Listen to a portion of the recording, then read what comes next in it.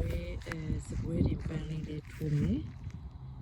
သူကတစ်လပဲပွင့်တာဆိုတော့နောက်ခီးသွားနေတဲ့အချိန်ပွင့်နေတာဆိုတော့နောက်2ပတ်လောက်ဆိုရင်မြင်ရတော့မှာမဟုတ်ဘူး။နည်းလှပါလေ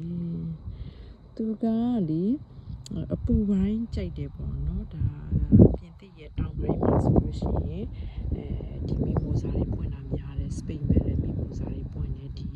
တူလူးစ်ပဲလည်းမီမိုဇာတွေပွင့်တယ်။အဓိကကတော့သူကအပူ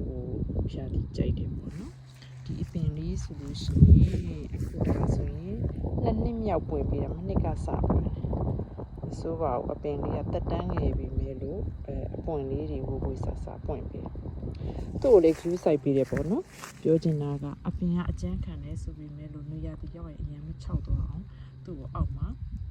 အဲ့လိုတစ်ခိုင်းနေဟောပေါ့စနစ်ကြိတ်ပြီးတော့ခါကျတော့မြေဆွေးပုံစံမျိုးထည့်ပေးထားတယ်အမြင့်တက်ကလေးစုံနေအောင်နော်အဲ့လိုလေးလုပ်ပေးထားတယ်